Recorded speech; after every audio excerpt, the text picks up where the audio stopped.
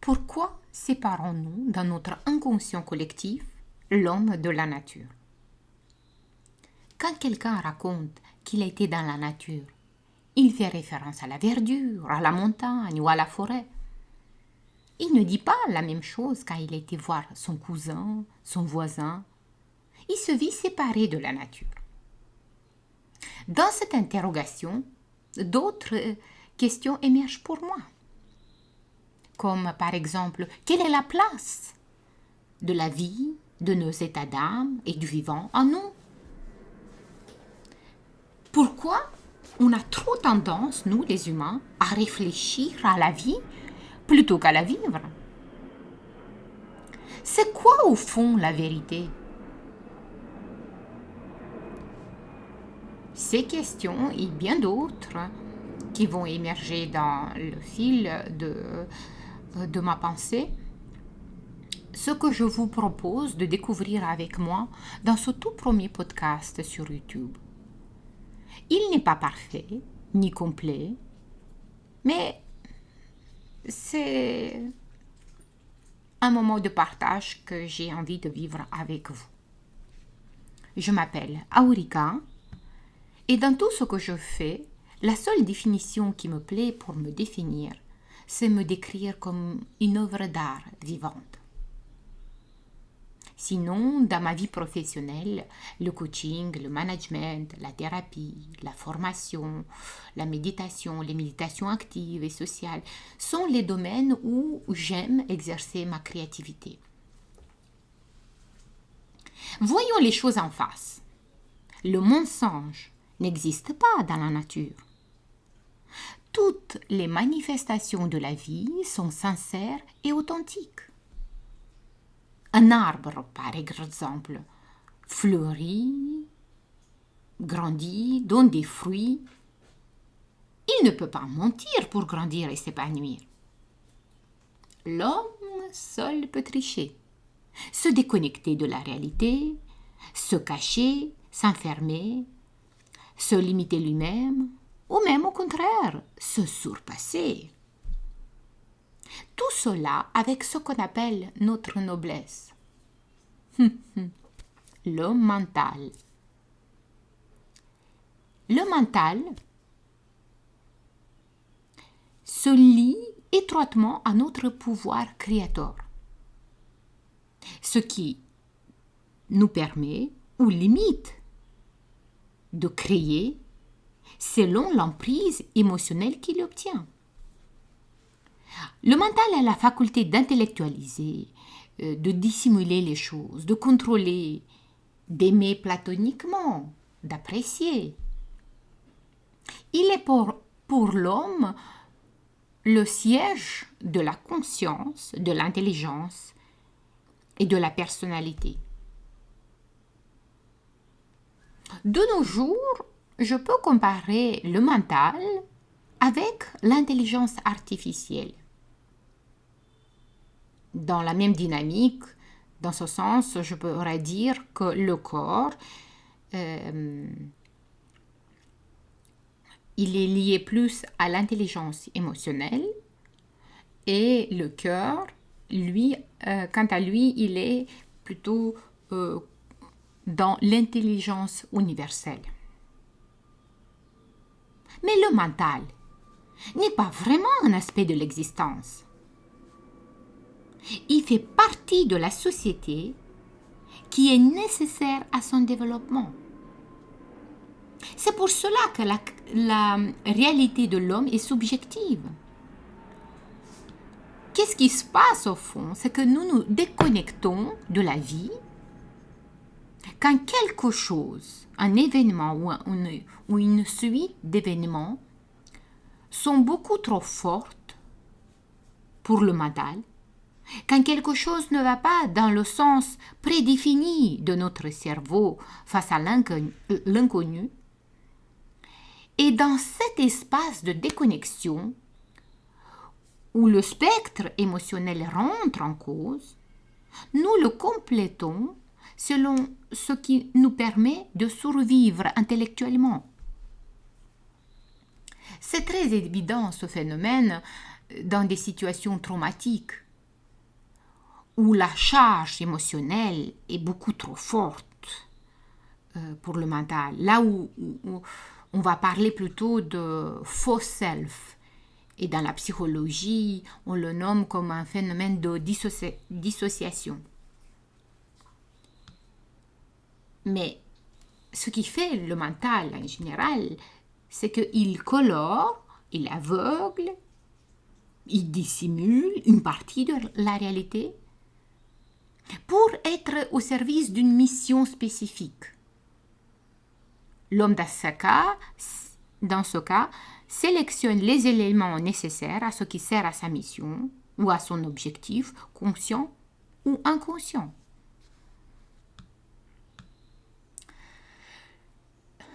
Le simple fait d'être incarné, d'avoir un corps, l'intelligence de la vie,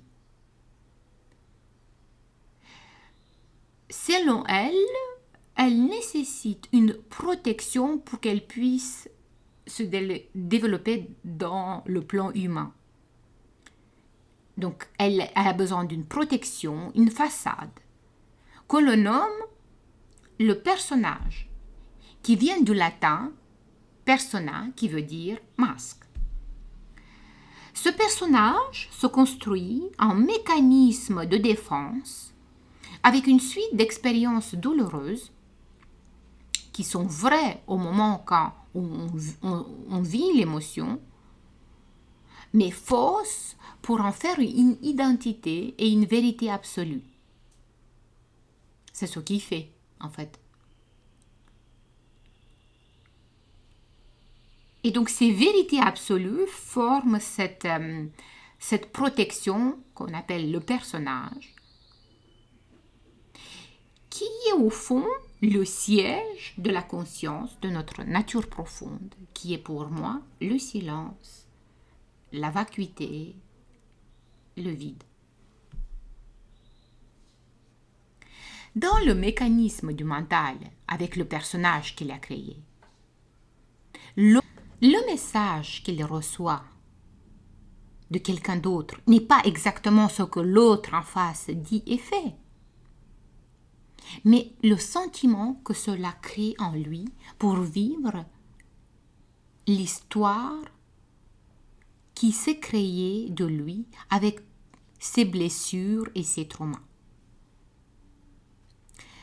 Ce qui l'empêche de voir la vérité, c'est l'émotion. C'est tout simplement de ne pas vouloir ressentir la peine et la dureté de la vie et de ce qu'il a vécu dans le passé. Ainsi, nous tirons du réel notre perception de la réalité. La vérité à l'état brut est trop simple, trop pure, trop vaste, trop brute parfois. Mais cette simplicité et cette pureté n'est pas accessible pour le mental qui déforme tout, qui sélectionne uniquement ce qu'il veut vivre et rejette, crispe et somatise ce qui est trop douloureux. Cette pureté n'est ni accessible pour le langage qui est directement connecté au cerveau. La vérité de la vie n'a aucun lien avec le mental. La vérité n'a rien à voir pour moi avec la structure de notre psyché, son contenu, son fonctionnement, son processus. La vérité pour moi est hors de l'intellect. C'est une rupture totale de toute forme d'identification au mécanisme biologique de survie de la société. Le mental ne nous appartient pas en réalité.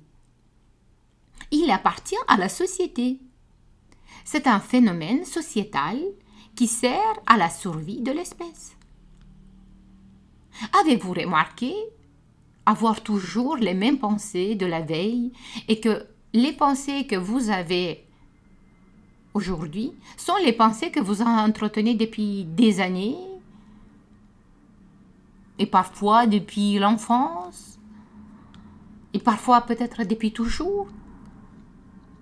C'est une évidence que les pensées ne sont pas les vôtres, ni les miennes. Comment alors votre copain, copine, ou même quelqu'un que vous ne connaissez pas de l'autre côté de la planète a les mêmes pensées que vous? Si c'est vos pensées, pourquoi quelqu'un d'autre a les mêmes pensées que vous? Dans les cabinets thérapeutiques, tous les patients tournent en boucle le même disque musical, coloré différemment, avec des pensées, des croyances, des émotions bloquées, non digérées, des traumatismes, selon son propre film intérieur qui joue en tant que personnage principal avec une suite d'événements sur lesquels il s'accroche et s'identifie. Pour le mental, la vérité est un profond mystère. La vérité de la vie est toujours pure. Elle n'est écrite nulle part, car elle échappe au langage au fond. Elle ne peut même pas être formulée. Elle se vit pour moi uniquement en expérience méditative, par exemple, en vivant totalement l'instant présent. La vérité dans ce cas, elle est le cœur de la vie, l'essence même de la nature. Le mental ne pourra jamais connaître la vérité de la vie. Jusqu'à son dernier souffle, cette interrogation restera un mystère. Pourquoi alors on n'arrête jamais s'émerveiller devant un paysage de la nature, devant une rivière, devant une cascade ou même une petite fleur? Ça reste toujours un mystère pour l'homme, inclus pour n'importe quel scientifique. Tout ce qui est dans la vie est parfait, d'une extrême perfection. Mais l'humain, comme il se déconnecte de la vie, il se vit séparé. Il se vit aussi divisé et du coup, il est toujours imparfait. C'est pour ça que l'homme a besoin des temples, des églises, des mosquées, des cabinets thérapeutiques pour se purifier, pour corriger les imperfections et même un gouvernement pour le diriger. Pourtant, un animal est très heureux et fier d'être qui il est, en totale célébration de qui il est dans sa nature. Et notre nature profonde, c'est la même chose. Nous sommes toujours en contact avec cette intelligence qui nous dépasse. La réalité pour moi est que nous sommes la vie. Ce n'est plus une question d'intellectualiser les choses en jugeant ça j'aime vivre, ça non, ça c'est bien, ça c'est mal. Mais vivre toute chose sans s'identifier et laisser être la vie à travers nous. Dans des sensations trop fortes, avec des traumatismes trop lourds, que le mental ne peut pas supporter et n'arrive pas à digérer d'un coup, je suggère vivement de consulter un thérapeute spécialisé et quand c'est possible, saisir cette occasion de rentrer dans l'énergie de l'acceptation et accepter l'ensemble de l'expérience traumatique en tant énergie inacceptable, sans cautionner la violence extérieure, sans laisser droit de citer des choses qui ne nous correspondent pas dans notre royaume intérieur. Avec la conscience que nous sommes la vie, le rôle du mental pour moi, c'est de devenir un canal pour laisser toute chose nous traverser avec nos perceptions sensorielles, sans nous identifier, sans rien retenir, et surtout ne pas nous noyer dans le fleuve qui nous traverse.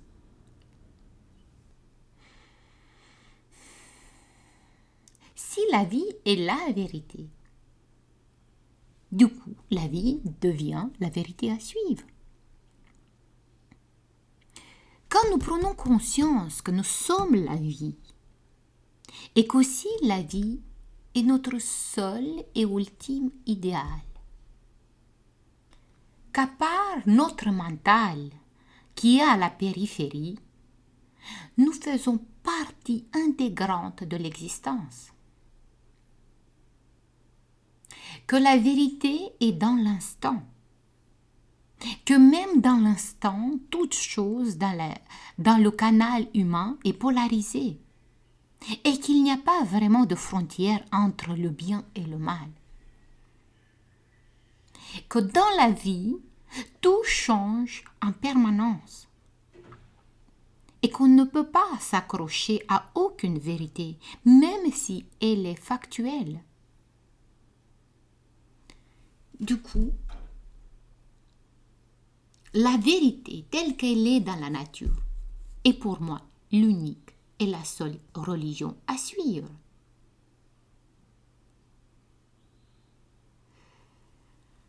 Nous laisser traverser, c'est honorer et respecter la vie que nous sommes.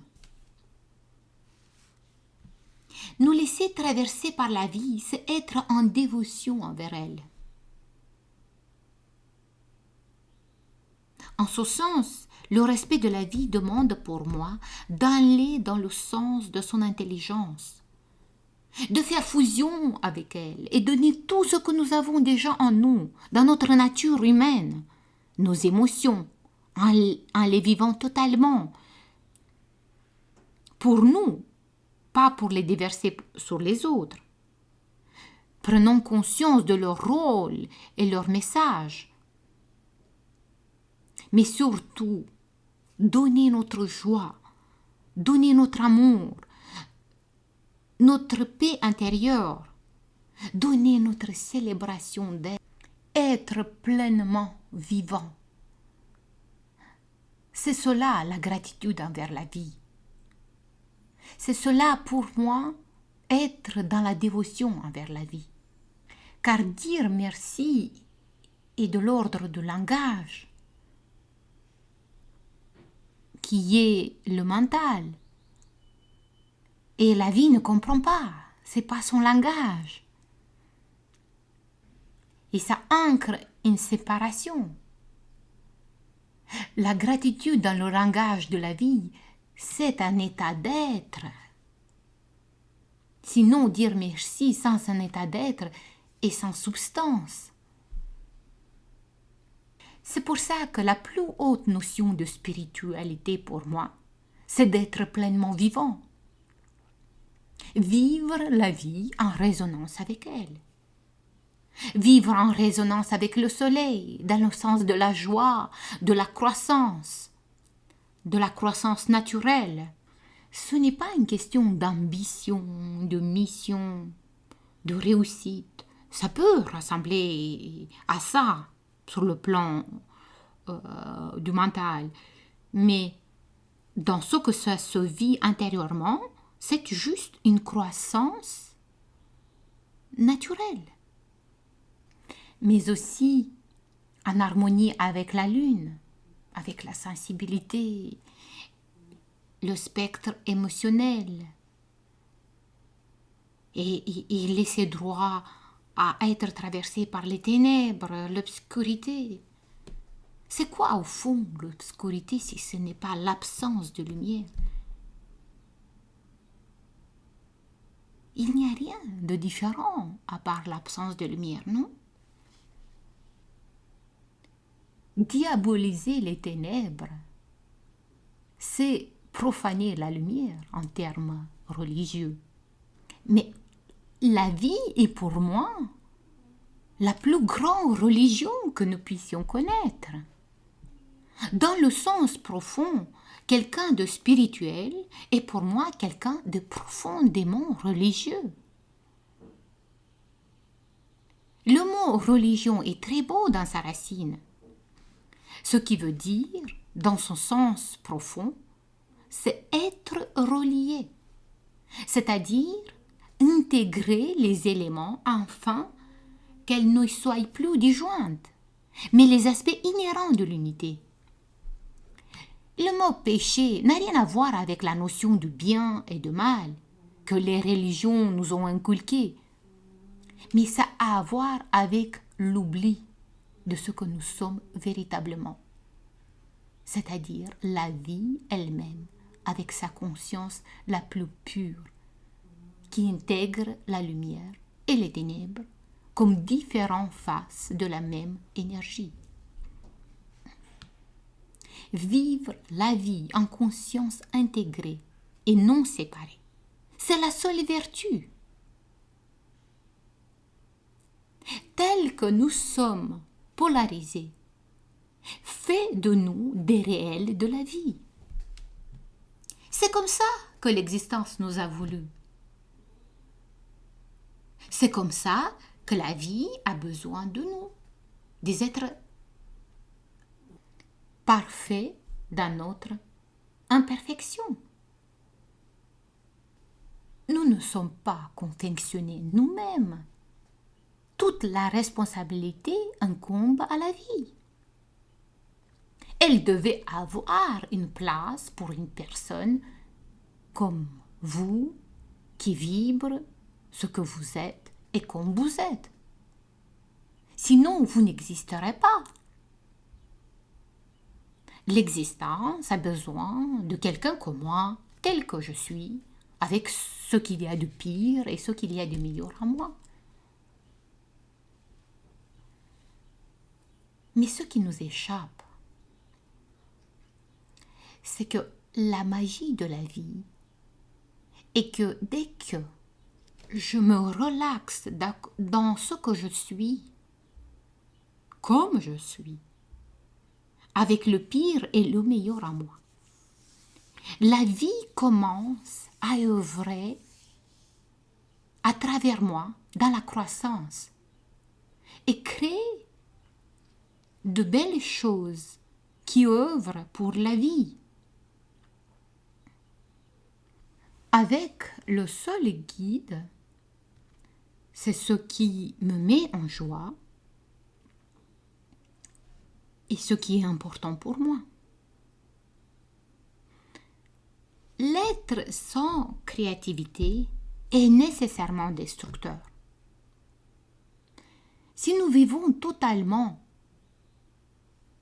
notre nature profonde, non divisée, sans vouloir nous changer, nous devenons un canal d'une énergie qui nous dépasse, qui n'a pas de limite.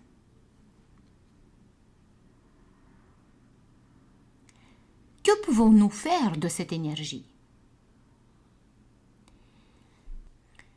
Si nous ne nous créons pas, si nous ne nous créons pas nous-mêmes en tant que représentation de soi, que chacun individuellement veut se voir dans le monde, si chacun individuellement ne crée pas la paix, la beauté autour de lui, si chacun individuellement ne célèbre pas son être intégré, il crée nécessairement de la souffrance.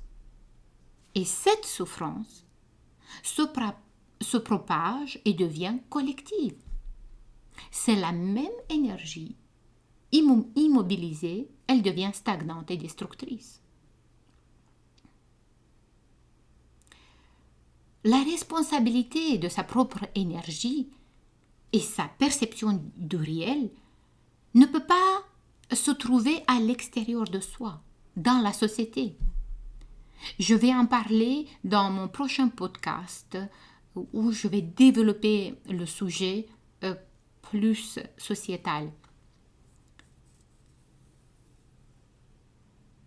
Mais la vérité se vit individuellement en tant que révolution intérieure, en tant que Big Bang intérieur. Et elle a pour moi des signes. Et une vérité sincère, elle est silencieuse pour moi. Et quand elle est intégrée, elle se vit en syntonisation avec les autres à la mesure de son intégration dans la matière. Le sujet est passionnant pour moi et je pourrais encore développer davantage, mais c'est à peu près ce que je voulais partager avec vous aujourd'hui et pour le reste, on verra dans les prochains podcasts. Voilà, donc c'est ce que j'avais envie de partager avec vous. J'espère que vous avez aimé. Donc n'hésitez pas d'écrire des commentaires, de partager vos retours par rapport à ce que j'affirme. Voilà. Merci pour votre écoute et je vous dis à très très très bientôt.